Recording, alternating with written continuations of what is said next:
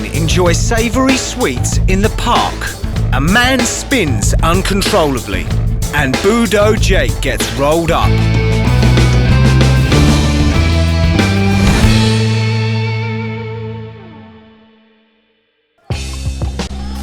With the 2011 ADCC now in record books, it's time to head south to Birmingham to visit my old friend and three-time world champion Braulio Estima, who's still basking in the afterglow of a Superfight victory over longtime rival Jacare. Born in the northern Brazilian city of Recife, Braulio first came to London in 2003 and teamed as training partner to Roger Gracie. It wasn't long before he was also teaching at Gracie Barra Birmingham, and today the school is his.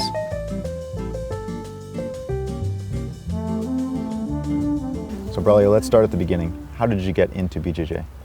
Well, it was a very funny story, because when I was 9 years old, I used to do like a judo. I did judo for a couple of years, and my instructor passed away, so I stopped training. And then throughout my journey, I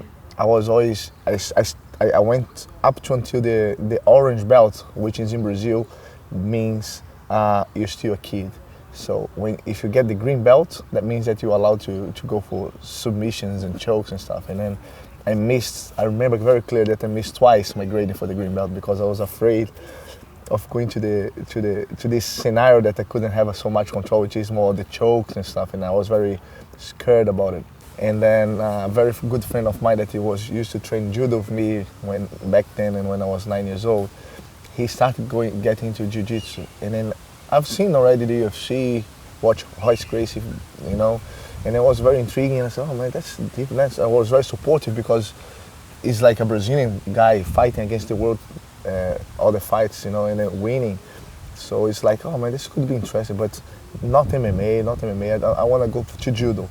And I started training judo, and this friend of mine said, listen, you need to check it out, this man. You need to go to do the Brazilian Jiu-Jitsu. It's not like you think that it's going to be MMA or whatever. You go there, and you're going to find out that's pretty cool.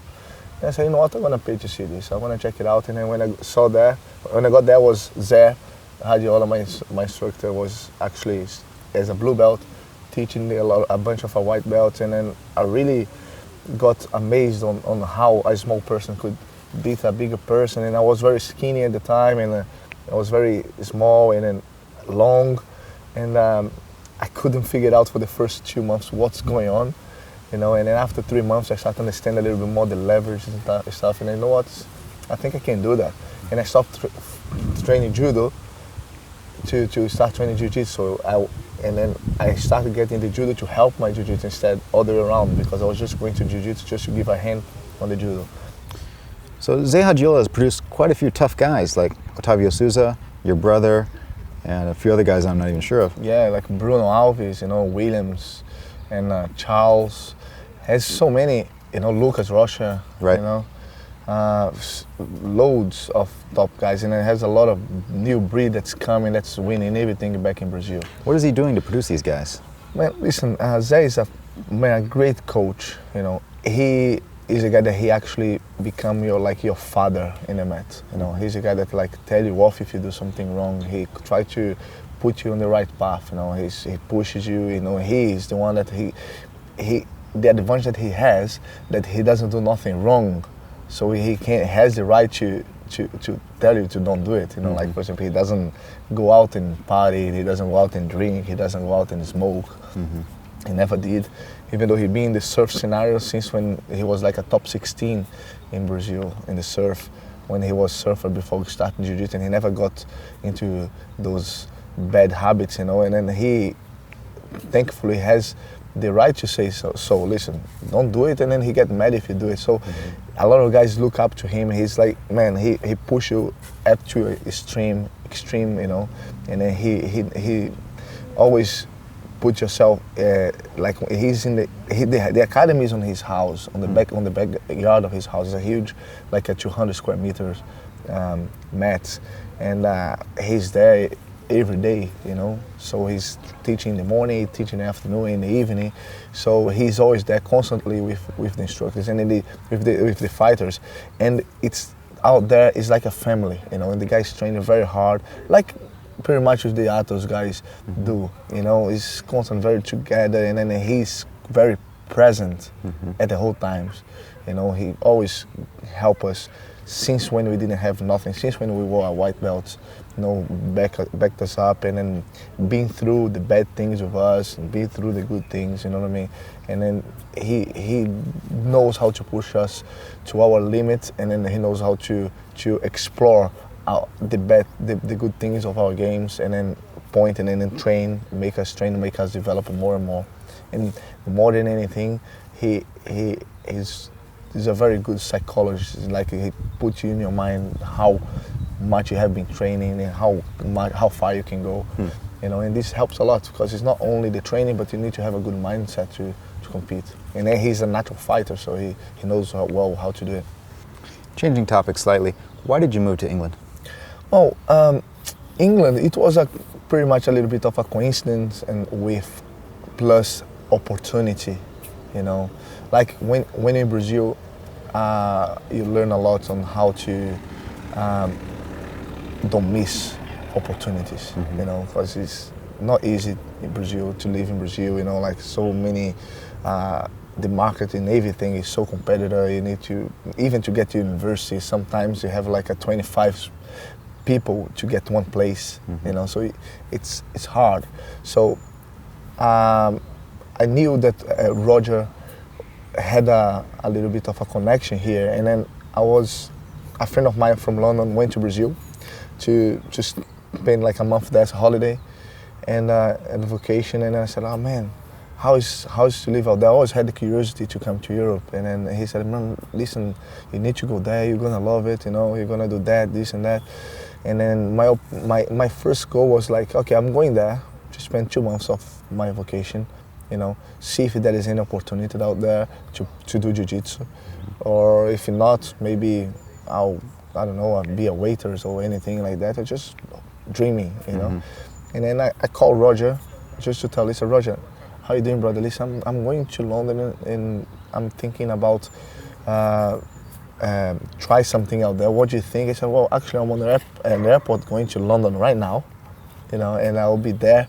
You know, this was November, and I was going to go there in December. And he said, oh, listen, I have a seminar in this place called Birmingham on the 3rd of December.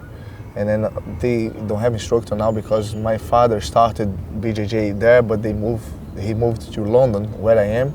So they have no instructor at the moment. So it would be a good opportunity to them to meet you, and then maybe you could take over there. And I said, oh man, that would be awesome. And then I gave them, I organized myself, like, that's it. I bought my ticket and went there. It was so fun. And it's like I remember my first time that I went to a class, and I did actually, not even Birmingham, I was in London, I did a kind of a small class, and I got like 70 pounds.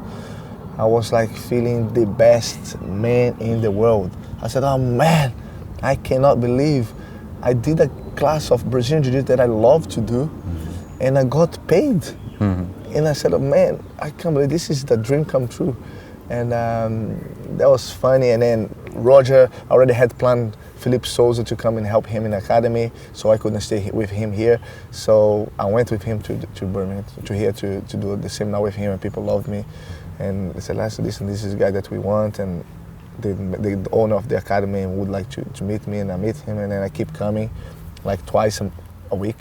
And suddenly they invite me to stay over for 6 months in someone's house, and then I just kept going, extended instead of 2 months, stay 6, went back to Brazil. When I came back, I got my visa throughout the academy, and then I stayed there since then.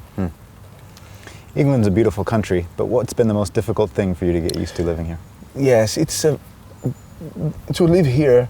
It's good only if you have your passion, your love as a work that I am. You know, you live well anywhere. You know, but I do miss the beach. You know, that's the only thing that I miss. There's no beach here, but England has so many beautiful places to go. You know, a lot of people don't know that, but you know, have so much, like the countryside is amazing. It's beautiful. You know, and like you have like mountains, you have like lakes, you know, big beautiful parks, a lot of castles, you know, so many historical cities, you know. You go to like the Warwick castles, you know, for to Shakespeare land in the Stratford, you know, have like go to Wales, you know, it's beautiful. And then Europe is just down the corner, you know. You can go to 2 hours flight. You in Spain, you in France, you in Portugal, you know, in the Mediterranean Sea, which is beautiful, you know. So I think it's a very good place to live in terms of you come here, you work, as long as on my specific situation, as I like beach, you know, I use my holidays and I'll go to the beach and then chill, you know. And it's not that when we're working, we go to the beach every day, do it. So as long as we can have a good purpose, that's what cares the most for me. Of course, the winter is bad in anywhere, but when it snows, it's fun, man. We can go and sledge.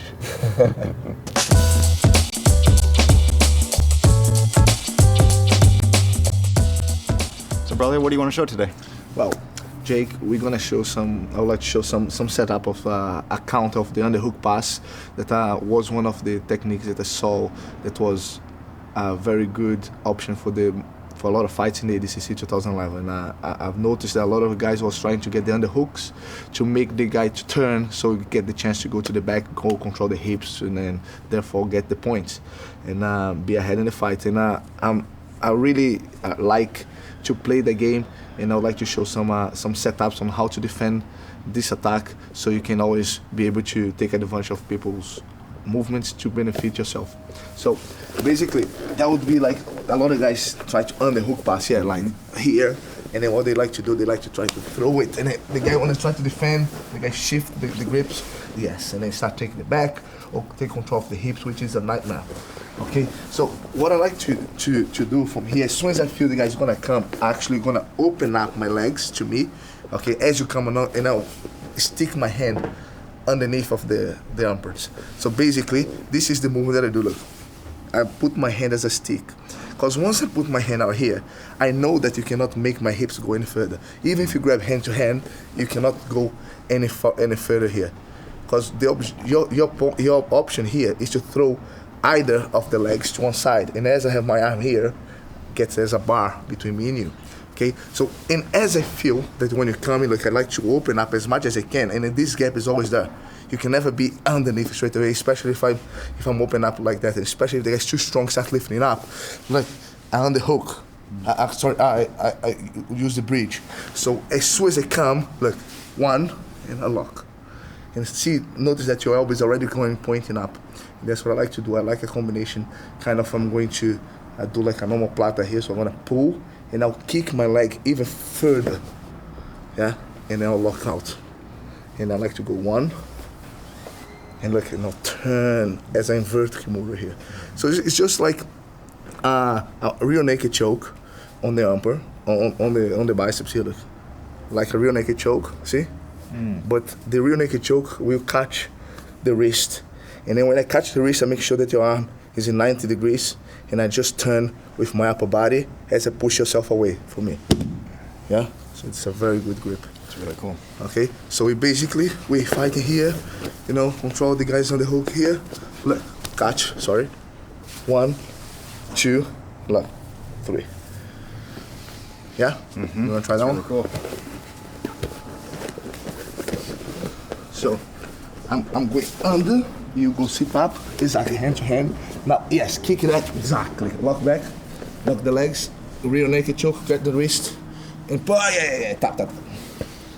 That's the one. Yeah? So if you do one more here, control. It's a little bit too late now, go back. You don't want me to be here. That's too late. Yeah, it's too late. So as soon as I go under, you're gonna bring the legs to you as you stick your right hand through. So kind of you stitch yourself. Yeah. Okay. So when I come under, yes, sir. Yes. Yeah. So why is it that the underhook pass seems very common in lower belts, but in upper belts you hardly ever see them completed? It's to the pass. It's very hard to see in a higher belt. to complete the pass on the with the underhook, because throughout the evolution of the jiu-jitsu, you tend to expect and see things ahead much more easily. And when you start feeling that the guys got you on the hook, you automatically can start like turning easily, because it gives the back. And then when you get a little bit more experience, you know how to defend the back, and end up like giving the back. The guys need to transit to the back, and you can regain the guard again. But you see much more often the guys, the higher grade, using the underhook pass not to actually pass, but to open up the game, because with the No-Ghee especially, is so slippery, and it's very hard to pin someone on the chest to chest, and then to pass the legs. It's very hard, because it's just like an octopus. You pass one leg, the other leg comes. You clear the one leg, come the other one. But you clear both legs, you get pushed, and then regain the guard again. So it's constantly fighting against your 4 members, constantly. 1, 2, 3, 4, 1, 2, 3, 4. Whereas when you go for the underhook, you completely turn the guy away from me. And then when you turn him out, there's nothing to push me away on part of defensive. So that's one of ways that you can use, like when you saw like Andre Galvao against Toquinho, he got his back a few times in the same way. Underhook, throw it, the guy can only defend, but he defends the pass, but give the hips control, which is a big base for the next movement, you know? So it's always used for a setup, that's all I would say. And then when you're starting in the lower belts, as people not used to yet with the transitions and of the setups, you end up passing completely, because they're still green on the escapes, you know? Along with Roger Gracie, Braulio serves as primary liaison for Gracie Barra in the UK. A true ambassador of the sport, he's established a network of successful Gracie Barra academies that crisscross the country. So how's Gracie Barra Birmingham doing? Gracie Barra Birmingham is doing great, you know. We just moved to the city center, and in the last year we grew 100% the amount of students. Now we have about 190 students, so it's been a great experience. This new move to the city center, easy access, you know, becomes like our reference center here in UK. You know, I've been here since 2003, and the Gracie Barra have been evolving since then, and we have like over 25 affiliates in the UK. It's the biggest club in the UK, so it's amazing, you know. Does Roger help you out a lot? Yes, we get together a lot, you know. We discuss a lot of how to set up the best way of to simplify our programs. We have like the Gracie Barra programs that help us out, and here has a different mentality than in the American way, but we try to get as close as possible, you know, and it's been a great experience, and the Gracie Barra is growing a lot. I'm very happy with everything, you know.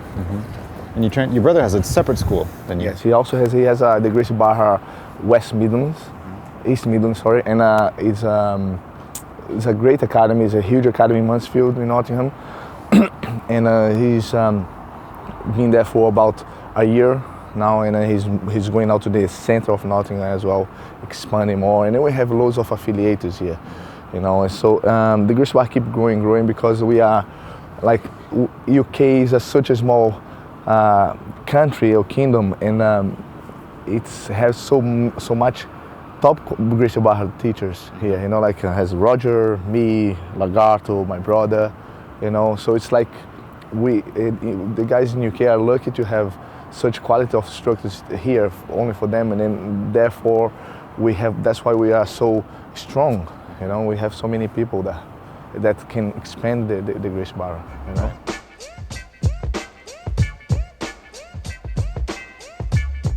So which one's next? Okay, now I would like to show a second combination from the same position that sometimes that happens very often, especially when the guy doesn't keep the arm bent.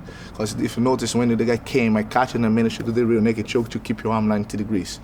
Once when I go for it, the guy try to free his arms.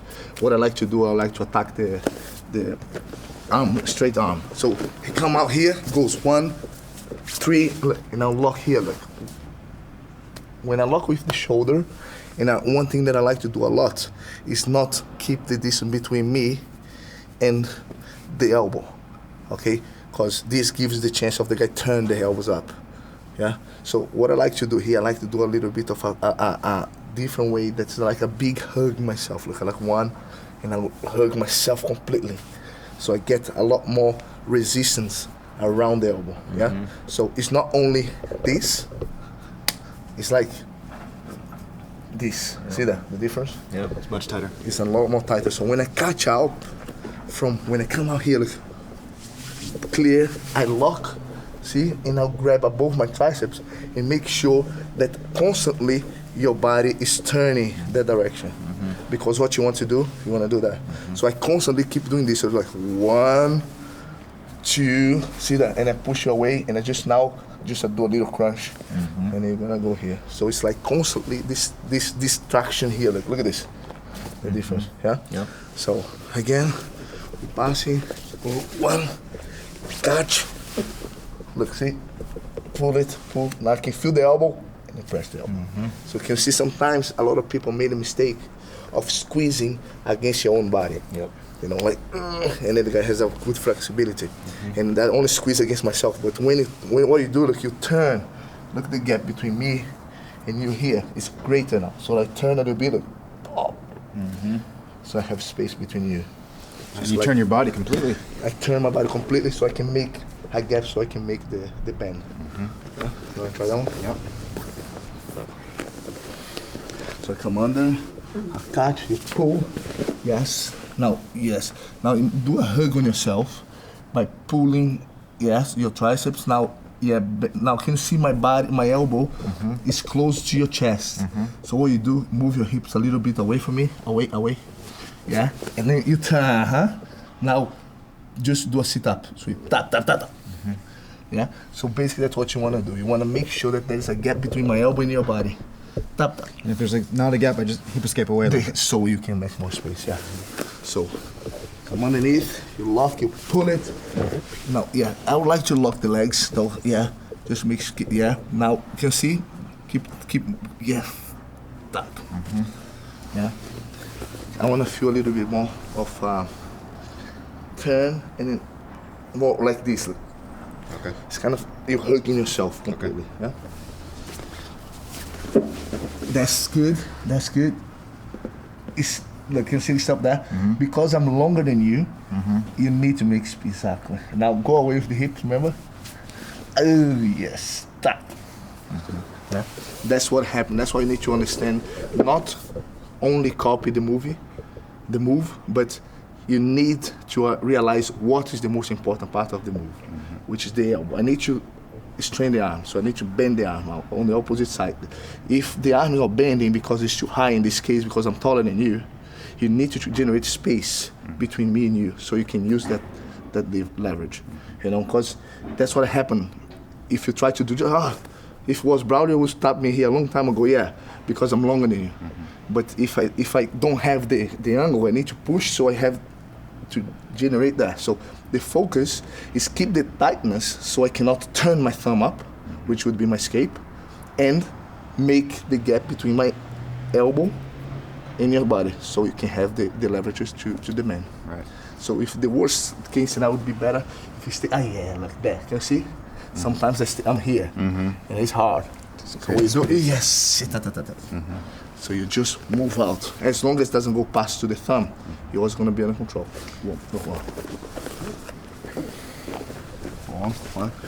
Break. Can you see my arm here? That's what you need to do. Oh, yes, stop. See that? And this is a move that I always thought was kind of low percentage, because it seems like I can almost always have the space to rotate up, but those two tips of turning away and bringing your bicep to the elbow makes that a lot tighter. It's a nightmare, and Marcel Garcia does that pretty good. And if you have a shorter arm, it's even tighter, you know? So if I have a long arm, I can generate tight. Imagine if I have a short, it's like even worse. Right. You know, it's like snap, you know? So that's my second combo of this position. Thank you. After a dazzling performance in 2009, where he submitted a veritable rogues gallery of BJJ superstars, including the likes of Chanji Guerrero, Marcelo Garcia, and Andre Galvao, Braulio captured not only his weight class, but the absolute division as well. Let's talk about ADCC for a moment. In 2009, you won your weight class and the absolute division. Do you ever take a step back and consider that at that time you were the world's best no-gi grappler? Well, it's 2009. It was like a perfect competition that I did. You know, everything went perfect. You know, my preparation, my peak time. You know, my technique evolved, development. You know, the technique that I trained for that competition, the unexpected way that I fought. You know, got a lot of people, catch a lot of people surprised. And that's, as you notice, every time I always come with a different kind of game. Mm-hmm. You know, when I fought now with Jacaré, it was completely different than I fought the way that I fought in ADCC, if you notice. You know, like doing a lot about beer and bowl and stuff. So I always try to evolve, you know. But at that time, everything just happened perfectly. And I don't stop myself and think, oh man, I won, I beat everyone, I'm the best guy in the world. Maybe for one reason that I try to keep my feet in the ground, you know, to humble myself, you know, because one of my main goal when I started, it was like to prove people that you don't need to be arrogant or being cocky, mm-hmm. you know, to be a champion. The true champions, it should be like that guy that is humble, that doesn't need to keep prizing himself. You know, so that's why I tend to don't keep thinking about like I'm the best because I beat it. I think I'm a top contender. I think I can beat anyone, but I'm also also it's possible for me to get beaten. You know. Yeah. You know. But in 2009, like you said, you had a perfect tournament. You submitted everybody. In 2011, somebody else did the same exact thing that you did. He mm-hmm. won his weight class and the absolute division. That's Andre Galvao. Yeah. And you're going to face him in the 2013 ADCC Superfight. Yeah. But you fought him once before, in 2009, and mm-hmm. submitted him. So how do you feel about that super fight? It's going to be amazing, you know. Andre Galvao is an amazing athlete, you know. He's one of the most dedicated guys that I've seen out there. You know, I was really looking forward to see him fight, you know, see him back on the BJJ. He had a break on the competitions, and I knew he was training hard, and we were chatting through the email about like give him some clues on how to get into the UK because he has been deported once and then he was afraid of not being able to hear. And then I felt that he was ready when he sent me an email. He said, "Braulio, bro, I really want to win this and I'm going to win this. Please send me, give me a hand. I cannot miss that because I'm training so hard." And bro, and I'm sending like some invitations from here, and then there I said, man, he's coming. He's coming for the kid. And then he showed a perfect BJJ, and his BJJ is beautiful, and he fought different kind of people, and it shows how versatile he is. Good in stand-up, good in the ground, good in the back, on the top. You know, it's gonna be amazing. As you said, I beat him in 2009, but that was 2009. Mm-hmm. Now he won in 2011, but that is 2011. 2013 is going to be a completely different thing. You know, in 2 years, so many things happened. You know, like since 2009, I fell on my neck. I got tetraplegic for about 6 minutes. I went to the hospital, stayed in the hospital for about a week. Mm-hmm. Recovered from, so I could walk and doing everything. And then I had to do a surgery after a year. I did the surgery, and I had the recovery of the surgery. And I trained everything back from zero, and I'm back again in 6 months. Right.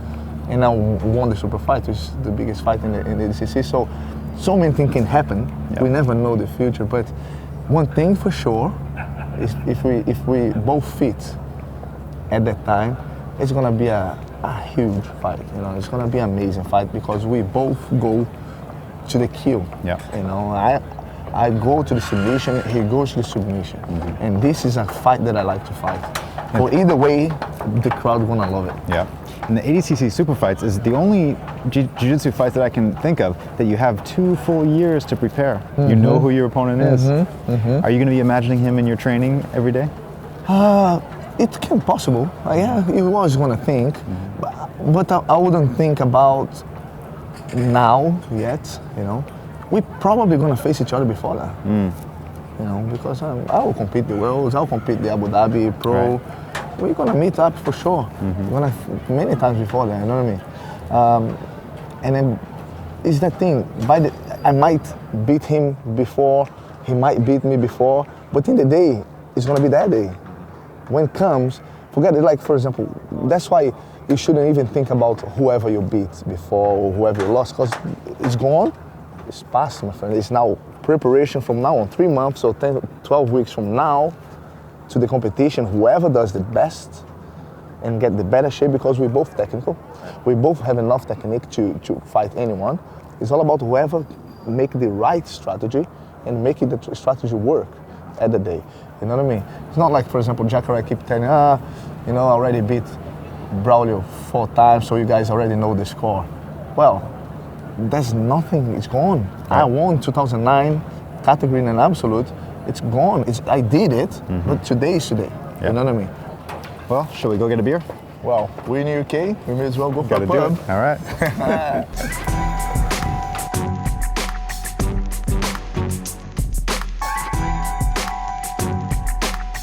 So when I bent my arm, you got the Kimura. When I straightened it, you got the arm lock. Now what? Well, let's have the plan C. Okay. Okay. So when I got here, I tried to go for the Kimura. The guy stretched. I tried to attack, and then I lost the timing because he turned the thumb up, which is a very good reference to the escape. Again, like my reference is always keep your elbow up. If you put the thumb up, I lost already. No even points for me to start. Now, if I let it go and I just accept, if you catch it here, that will be, you're gonna start finding hand to hand, and then the guy gonna have a good option to escape. You know, like if you saw Luana against Michelle, she stayed here for a couple times and then managed to escape because she got a good grip, and it's hard for me to bring my hips close to your neck, and gives you a chance to stand up and manage to escape the triangle. So one of the things that I like to do the most, as soon as I lose, is block the position that you want to go. It's just like a karate block. Yeah, I use my forearm as a bar that I don't let you at all to put the elbow there. So I know that as soon as you come up, look, I'll do like an arm rest on your armpits. See? So like lock, like boom, you know, lock. So I have a rather time to control and put you in the perfect position for the triangle. And then I'm gonna go boom and squeeze. Okay? So again, we're fighting. I caught, I lock, pull, attack. When I'm going to defend, he defends, I block the way out. Push the wrist away. Time to adjust and go straight for the triangle. Okay? It's all about stepping ahead. As soon as you feel, oops, I lost the angle. The guy turned, I already blocked the way out that he would like to go, so I can start going to the next one. Okay? That's cool. So I went to the attack, you pull it, and I'll turn. Yes, yes. And the push there is exactly perfect. And now it's on. I like that. Let's go. Again, one. Exactly, see that? Perfect. You see, the first thing that you want, first thing that you have on your mind as soon as someone gets you in the triangle is put this elbow there. That's the first reaction that anybody does. Cross the arm is suicidal. Yeah. So I try to escape, oops, triangle, I try to pull it. That's way up, it's blocked. You know what I mean? It's just like you trying to escape and end up on the no way out road. It's no chance. That was a very cool detail. I really like that a lot. And then they push the hips, the wrist, sorry, gluing that make you step ahead. You delay my reactions to move, and you move yourself out of it to get the better angle for the triangle. Right. And this is one of my favorites that I love a lot.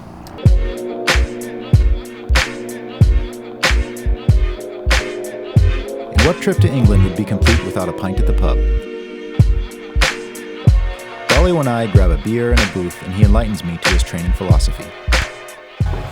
Cheers, Braulio. Cheers. That's a good beer. Sure is. England has so many good beers. Exactly, man. So many good pubs too. Yeah. It's like a pretty tradition here in UK. Every corner you have like pubs and people. The culture is like drinking beer here is crazy, man. Right. I've seen many times. I'm passing by to teach some classes at 9:30 in the morning. You see the pub completely packed, full of people drinking beer. Like crazy. It's a different culture, you know. But it's after tournament, it's always good worth to go there and chill out and feel a bit relaxed, drink some beer with the guys. Speaking of tournaments, how old are you now? I'm 31 years old now. 31 years old, and you seem to be doing better than ever in tournaments. A lot of guys say that after 30, your skill starts going down, but you're proof that that's not true.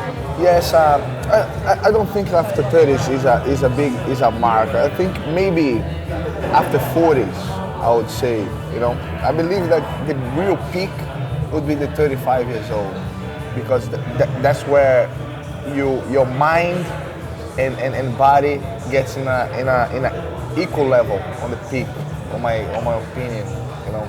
Because now I'm stronger than I ever been, you know, and I understand the sport and myself more than any other time, you know, and then I'm mature not on my knowledge, but on the experience in competition, you know, and then all these brings together, because everything takes time, you know. I never stick with one game plan all the time, so it takes time. It's a lot of like universities in different angles, different areas, different situations that you need to go through. That's only the time we will develop, you know. So while on the off seasons, I'm always trying to improve different parts of my game. What are those areas that used to be gray areas for me on the game? I start like make the area become my main areas, and then that's how I try to improve and expand more my weapons for the BJJ, and then that's why it takes time. You say gray areas, do you mean like intermediary positions? Basically the area that you're not very sharp, that you know of. For example, one of my gray areas that used to be gray areas used to be like the 50-50, you know. I knew the position, but I wasn't very much understand the whole scenario. I wasn't mastered on that. I wasn't mastering that area. Now I'm mastering. I know it about it. You know, half guard. I've never been like as a half guard person, but I'm start doing now the half guard thing because of my body style and my concept of fighting. Sometimes I avoid the half guard, but I need to train those so I can make it stronger. So when I need it, I have options, because you will find opponents that you won't give you much options. That if you don't as many options you have for the fight, the more you can deal with the reactions. You know, so that's what I mean about the gray areas. I see some guys that are just killing it in training. They're incredibly talented, but sometimes when they compete, they seem to lose it upstairs. What's the secret to keeping your head clear in competition? It's the mind is a very important piece for a competition. You know, the competition is the balance between strength, the physique, preparation, the fitness, technique, and mind. You know, you gotta be mindset as well. The mind is as important as the fitness and technique together.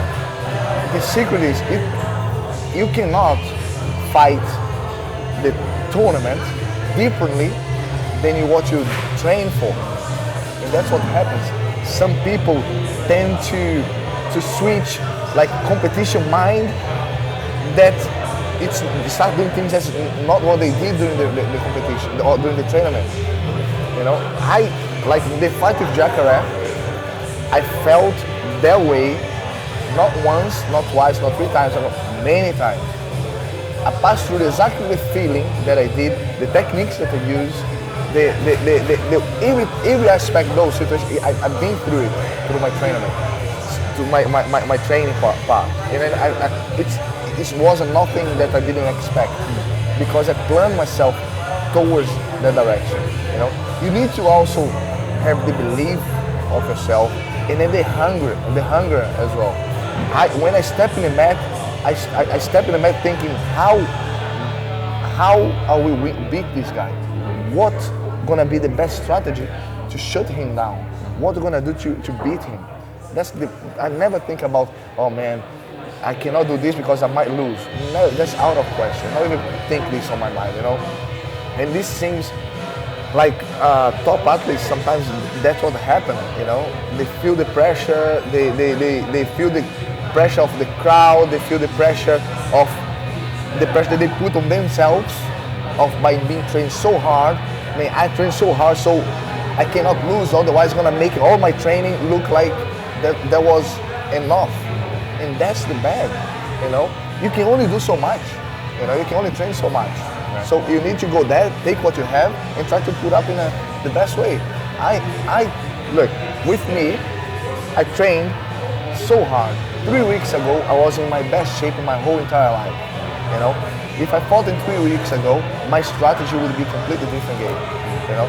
Unfortunately, I got a flu 3 weeks ago, I got a flu and I spent like 1 week off of the mats. I couldn't train because I was having a big cough, and I was worried about that because it was like, man, I was with one strategy of like go out there and it just burst for 20 minutes, and I had the energy for it, and then I started pacing myself and I started to balance between.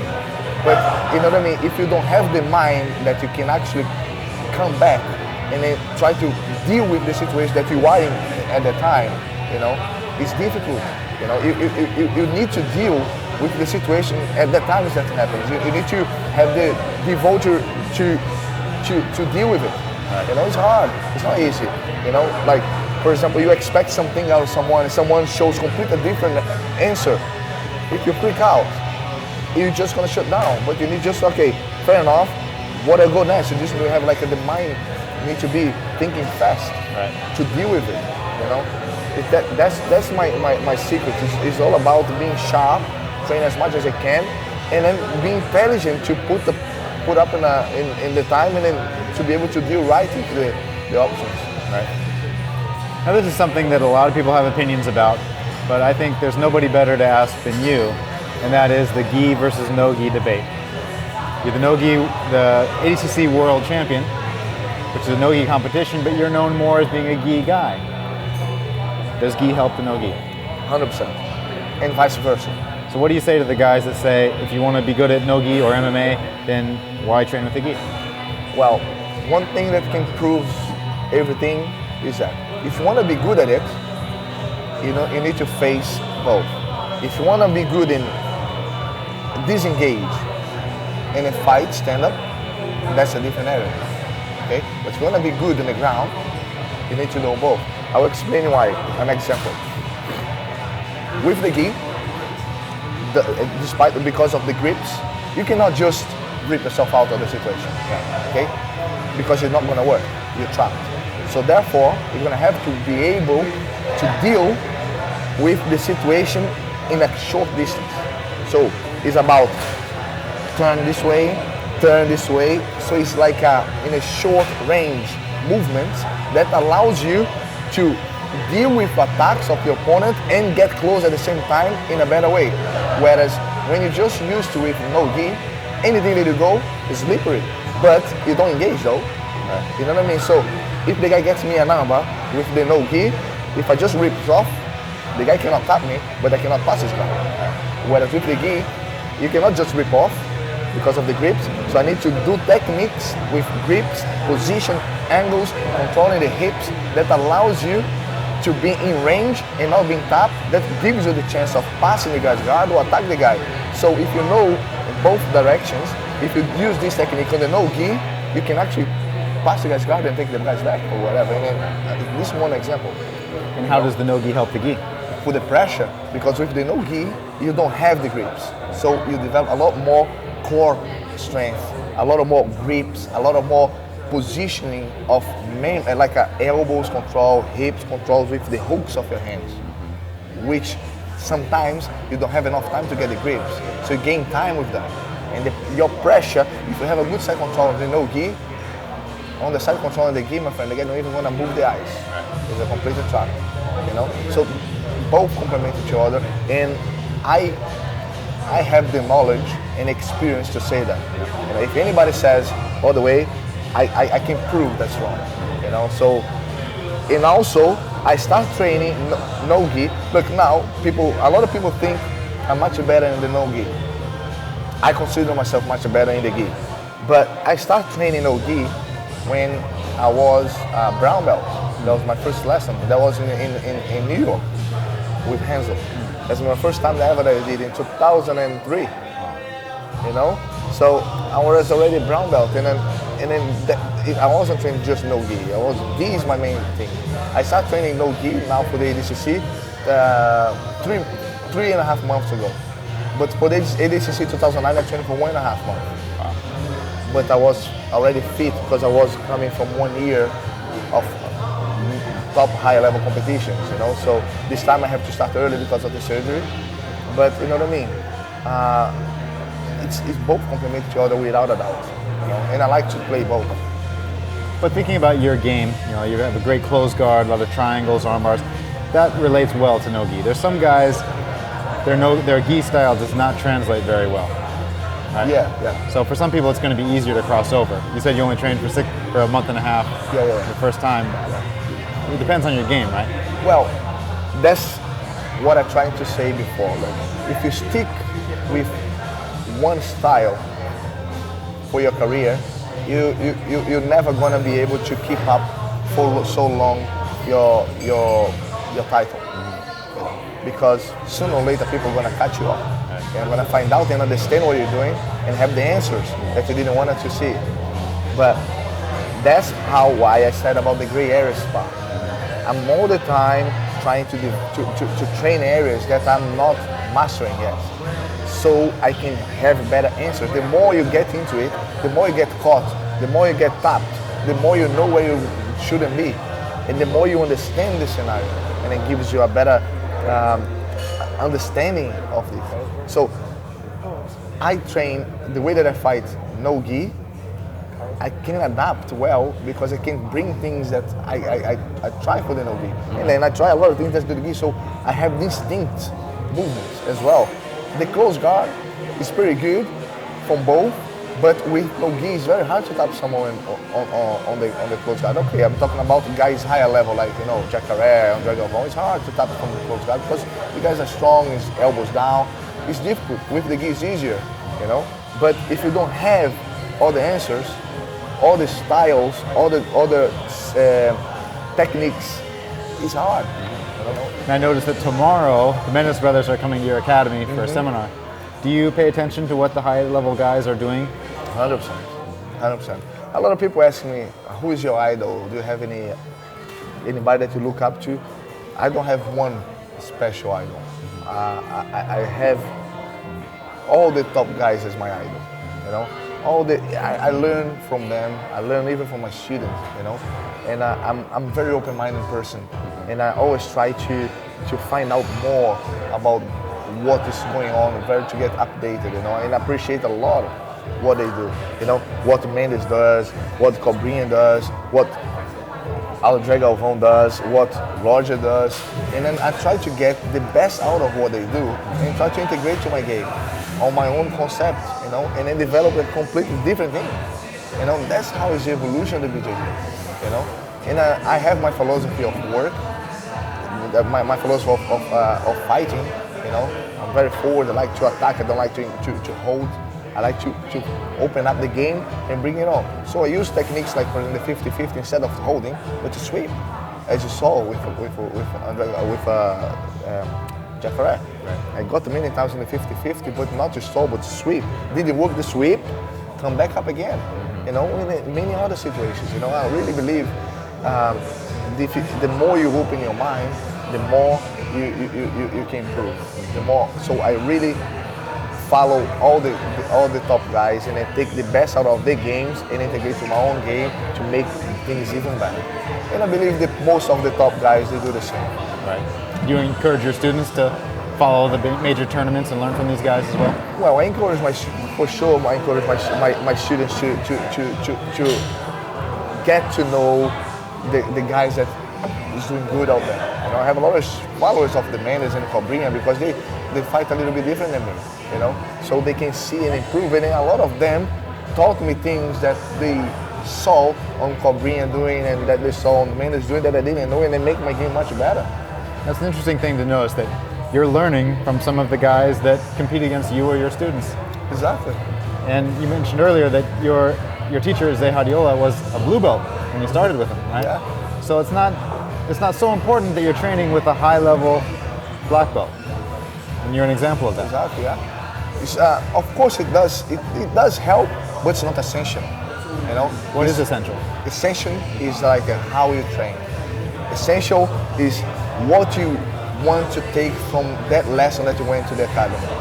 What do you wanna go there and clash head to head, or you wanna go there, come back and tell like this, I learned something today. Doesn't matter if it's just like a way of gripping, a way of hold, or a whole technique, or a whole setup, you know? But you need to take something out of the class, you know? Even if it's something that you think might work and you go there and doesn't work, that's already something good out of it, you know? It's about specific training, you know?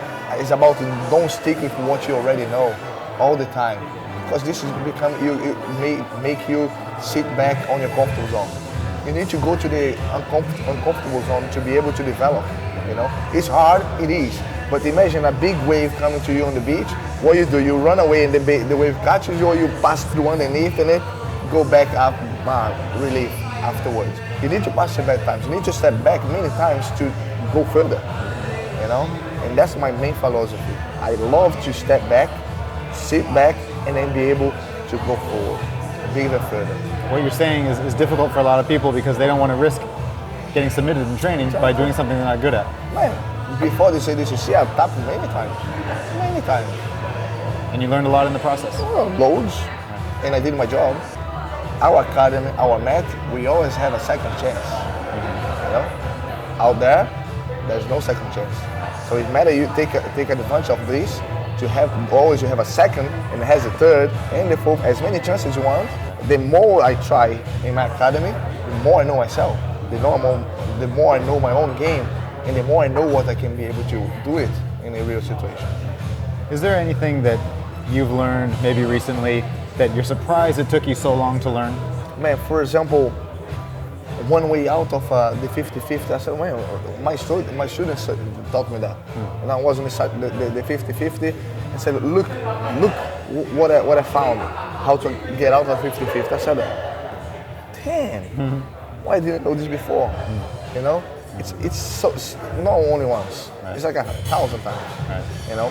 And then that's what makes BJJ interesting. Right. It's constant evolution. All the time. I'm a black belt since 2003. Sorry, January 2004. And, you know, I'm constantly clicking. I go, oh man, why I didn't find, oh man, all the time. You know, that's what makes so much interesting. You're always constantly learning. And it's fun throughout the whole process, you know. Of course, there's a lot of people say, oh, sometimes I feel so down. Me too. You know, the ups and downs is part of it, you know. But when it comes to the ups and the click, it's worthwhile for every down that you do. Right. Open mind, right? Open mind. You gotta be open mind. And a beer sometimes.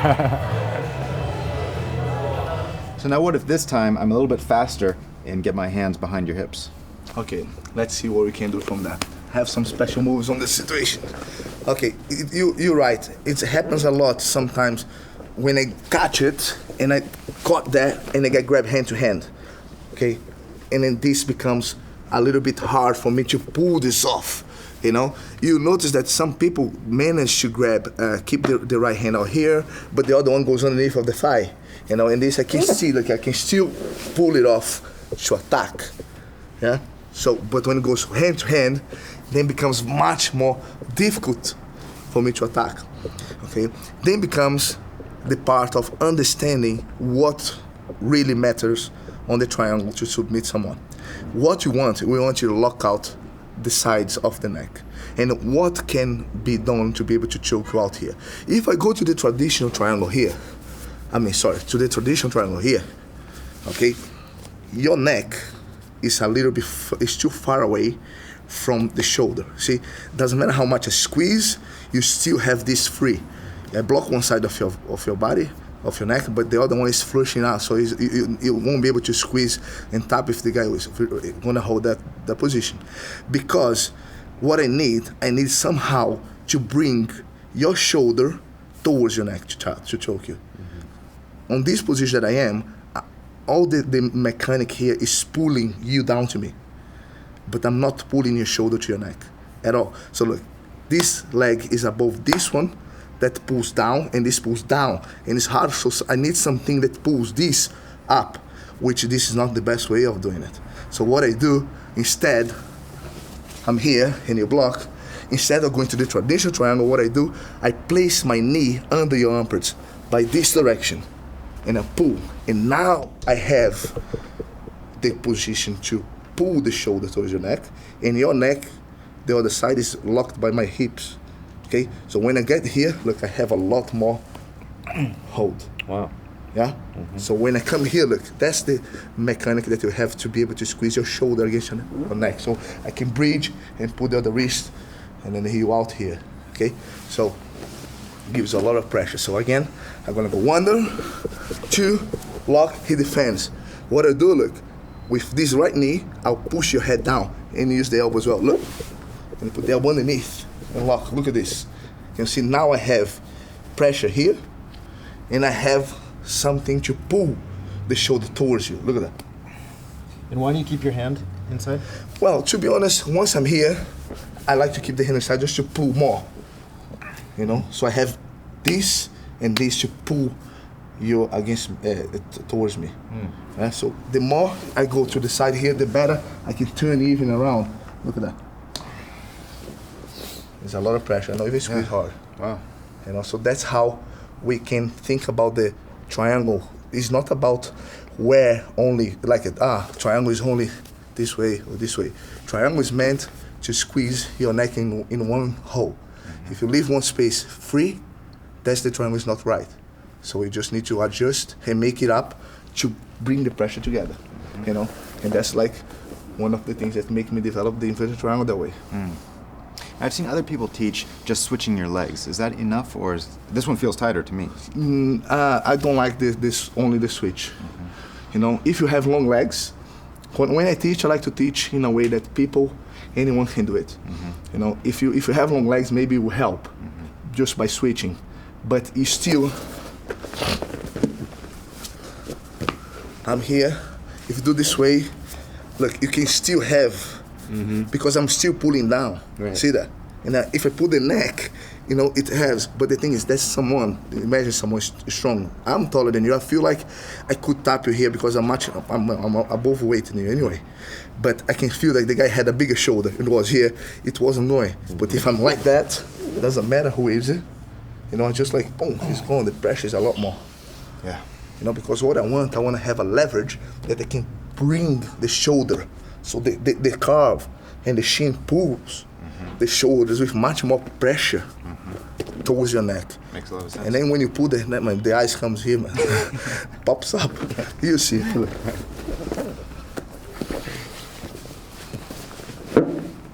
So I'm here. Now what you're going to do now, you're going to pull my neck down, and you pull your hips must go to the other. Yeah. That's it. Oh my God. Oh my God. Not even the bionic neck can hold that one. That's such a different angle. Oh man, it's weird, but it's the pressure, my friend, that is in. It's like a crank, choke, everything. Do it again. I want you to move a little bit. The hips goes like, you do like, yes, and then you're gonna go around that way. Try to go completely on this hip. Yeah, you try to put this knee, this leg, like kind of in this weird position there. Okay. So you place this knee under. Okay. It's like you here, you lock, you do this, look. And then I'll lock. Okay. I'll lock. You can see my head is up. Yep. You hold it, yes, here. That's the position. Wow, that's different, but I felt it works. Yeah. Me too. Me too. That's awesome. You know, so this is like complete the kind of every situations, what ifs of that position. As long as you manage to put your hand underneath of the armpits, grab hand to hand and then pull it and snap out. Okay, one thing that's very important to find out as well from here, when I catch here, sometimes the guys involve a lot tighter here. So what you need to do, look, I use my forearm on the neck. Okay, and when I kick, I don't kick in that direction. I kick below the direction of the elbow. Look. Yeah, that's what gives me the angle. So here would be most likely to go for this one or to the triangle, the traditional one, because with this angle you wouldn't have chance to catch hand to hand. Right. You only had chance to catch hand to hand if I was here. So when I kick and you're there, it is now, that's one thing that you are missing. Look at my elbow. Yeah. So I'll make sure that you always here. See that? Look at this. So you actually hold the head with, you kind of make sure that you cannot look up. Being that you have so many submissions to go to from the underhook guard pass position, would you kind of bait the guy? Sometimes, yeah, many times. I use this to get a things lot. going. Yeah. So a lot of times I give the bait, you know, and because I'm very good, and it usually happens a lot. I make the bait on the transition, you know.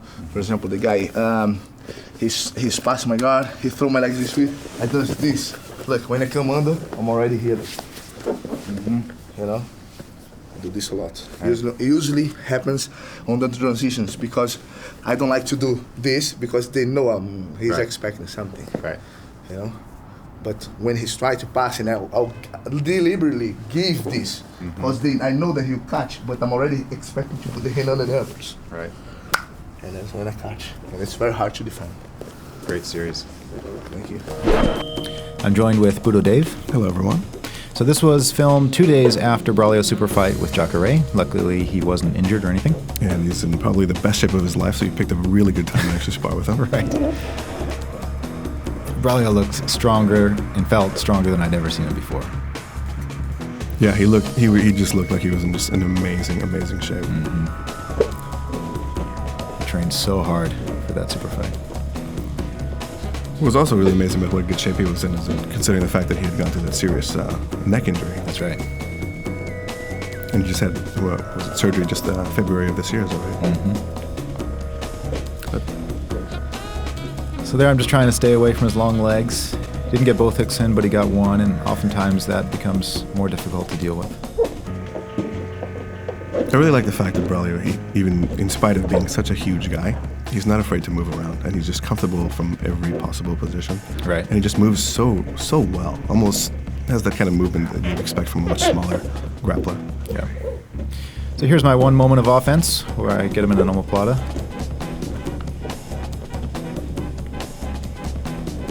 Oftentimes when they roll, you can roll with them or turn to the other side and keep the attack. Here he opens up his legs. That kind of shuts down the omoplata and goes to my back. I always like seeing these guys smile when they're trying to grapple with you. Right. Just so poised and so relaxed. I don't think I threaten him as much as, say, Jacare would.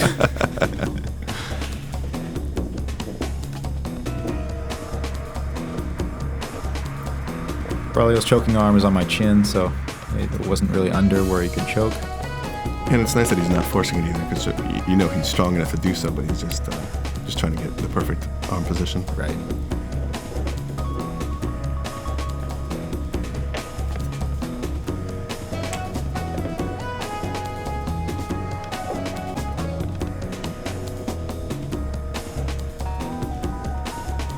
Looks like he may be going for a banana split or something.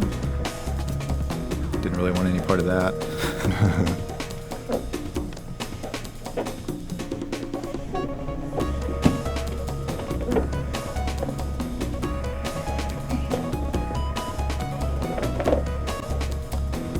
Coming up to possibly the most exciting part of the roll.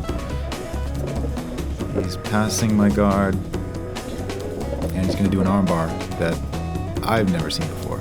No, I don't think most people have. When we ran this preview, everybody was asking, nobody could figure it out. And I've probably watched that, this coming up here in a minute, about 20 or 30 times, and I still can't figure it out. It's so awesome.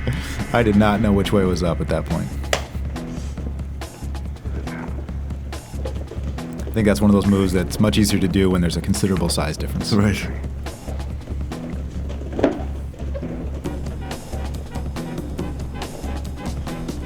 I like the foot sweep attempts. At least you tried, right? Hey, gotta try.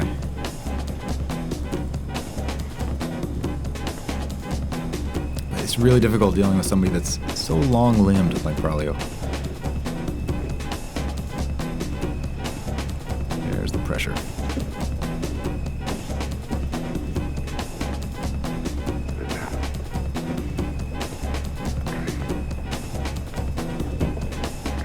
Now here's one of the more interesting moves that he did. You see Braulio's right hand is under my back, and he's applying pressure from the bottom and the pressure of his weight on top, down. This is a chest compression. You can see it was so painful. It just felt like my lung was being crushed. That's awesome. Because you can't really see it from our perspective. It doesn't look very uncomfortable. It just looks like a standard side control. Right. It's not a very common move. I felt it a couple times. Nice arm drag.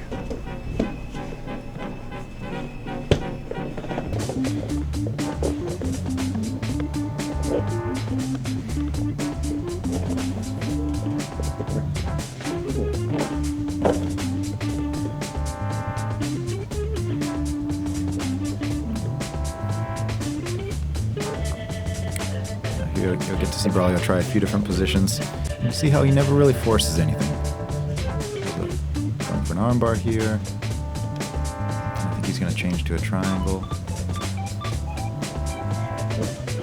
Yeah, it's just always moving, right? And always attacking. My hands aren't in a good position for his triangle, so he's going to give up on that. Now go back to the armbar. And he's going to go to the darce. A move that you're actually very familiar with. One of my favorites. Long arms is a really a good tool to having a good darce, so couldn't stay away from his grip there. But you're even working somewhat of a defense, right? I mean, you're kind of grabbing your leg, but you still felt the pressure. Oh, yeah. Now here he's getting playful. And he's going to do a berimbolo sweep right to the back. It's awesome. That's a move that's much more common with the lightweights. So again, it's really cool to see Braulio learning from these other guys and experimenting and doing things that you normally don't see big guys doing. Right.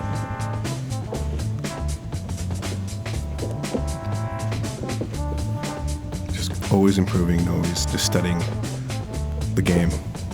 A true student of the game, right? That's right. There's the pressure. And time's up. Moral of today's tale? Effective jiu-jitsu isn't as simple as black and white.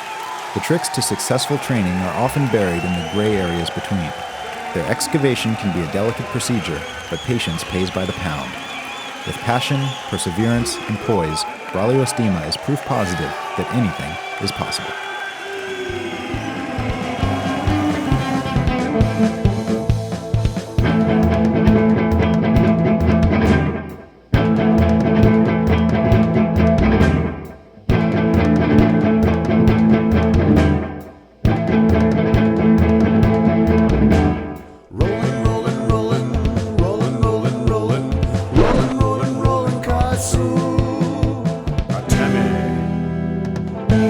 Waza.